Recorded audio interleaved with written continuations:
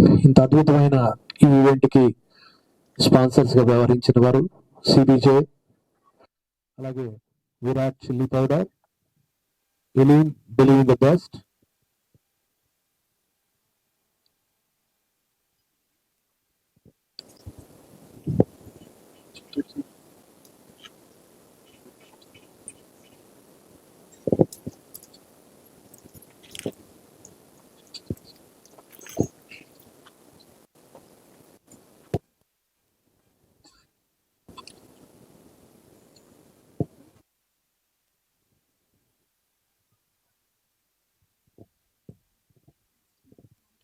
చదలవాడ శ్రీనివాస్ గారిని few words speaking about.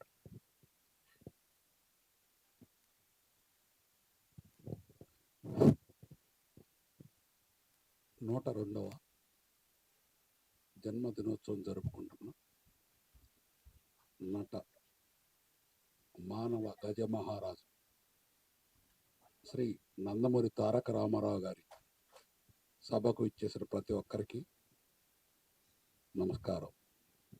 NT Ramarao గారు ఆ పేరంటేనే ఒక రకమైన గర్వం, గౌరవం అన్ని క్రియేట్ చేసిన మానవ మహానుభావుడు శ్రీ నందమూరి తారక రామారావు గారు. రామారావు గారి గురించి నాకు తెలిసి 2 మాటలు చెప్తాను.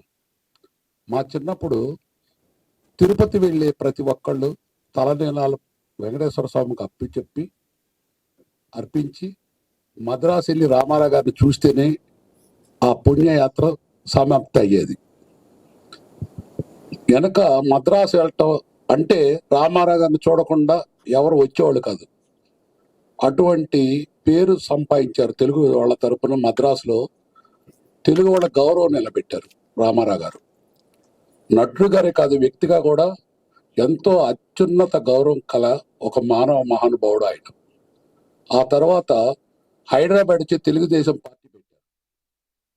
పార్టీ పెట్టిన 9 నెలలకే ఆయన పార్టీ ఎంత మెజార్టీతో గెలిపించారో మనందరికీ తెలుసు.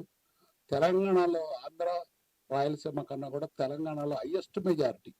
అక్కడ 95 వస్తే ఇక్కడ 100% మెజారిటీ రామారావు గారికి.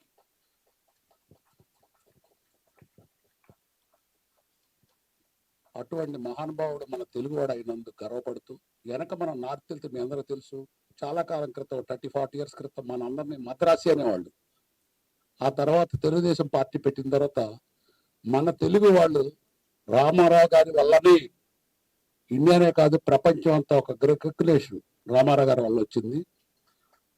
ఎందుచేత వచ్చిందంటే మీకు చిన్న ఉదాహరణ చెప్తాను. మేము మాది టిమ్మర్ బిజినెస్ తెనాల్లో ఉండేవాళ్ళం. అస్సాం గౌహతి, అప్పుడు హైదరాబాద్లో ఉండేవాడిని కాదు, తెనాల్లో ఉండేవాడిని. అస్సాం గౌహతి వెళ్ళి టిమ్మర్ తెచ్చుకుంటుంటే వాళ్ళు ఆ రోజుల్లో మీరు మద్రాసి అనేవాళ్ళు 1980s ముందు. ఆ తర్వాత ఒకసారి రామారావు గారు వచ్చే విమానం ఎక్కి ఆయన వచ్చే ఫ్లైట్లను మేము గౌహతి వెళ్ళటం జరిగింది. ఆ ఎయిర్పోర్ట్ని సిఆర్పి మిలిటరీ వాళ్ళ కాలేదు, ఆ క్రౌడ్ని కంట్రోల్ చేయటం. ఒక తెలుగు ప్రజలు గౌహతి వస్తే, అదే టైంలో ఇందిరాగాంధీ వస్తే ప్రఫుల్ల కుమార్ మహంతి ఆయన ఫస్ట్ టైం అస్సాం గణ పరిషత్తును పెట్టారు. ఆయన రామారావు గారిని హైదరాబాద్ వచ్చి ఇన్వైట్ చేశారు నాకు సపోర్ట్ చేయమని. రామారావు గారు అస్సాం వెళ్ళారు. ఆయన వస్తే వాళ్ళ చరిత్రలో, అస్సాం రాజకీయ చరిత్రలో అంతమంది జనాన్ని వాళ్ళు కూడా ఎప్పుడు చూడలేదు. మన తెలుగు వాళ్ళే కాదు, మద్రాసే కాదు, హైదరాబాద్ కాదు, ఈవెన్ అస్సాం గౌహతిలో కూడా ఒక తెలుగువాడు వస్తే ఇంత జనం రావటం ఏందనేది, ఒక తెలుగుదేశం పార్టీ ఒకటి ఉంది, ఒక ఆంధ్ర ఒకటి ఉంది, తెలుగు ప్రజలు ఉన్నారని చెప్పి రామారావు గారి వల్లనే ఆ పేరు మనకు వచ్చింది. దీనన్నిటికీ కారణం ఆ మహానుభావుడు పుట్టిన నక్షత్రం. మన తెలుగు వాళ్ళు అయినందుకు ప్రతి ఒక్కళ్ళు గర్వపడుతూ, ఒక ఏనుగు ఉన్నా లేకపోయినా దాని విలువ ఎక్కడో పోదు. మన రామారావు గారు ఉన్నా లేకపోయినా రోజు రోజుకి కొన్ని వేల రెట్లు పెరుగుద్ది ఆయన ఆయుష్. ఆయన ఉన్నా లేకపోయినా ఇక్కడే ఉన్నట్టు మన అందరికి అనిపిస్తుంది. నాకైతే ఇంకా కాసేపట్లో రామారావు ఇక్కడికి వస్తారే అనే ఒక ఫీలింగ్ ఎందుకో.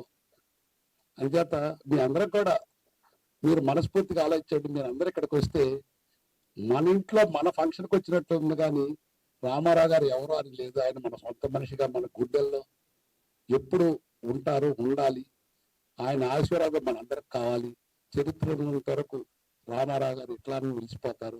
ఆయన రోజు రోజుకి సంవత్సరం ఇంకా బలపడుతూ ఈ సృష్టినంత వరకు ఆయన బ్రతికే ఉంటారు.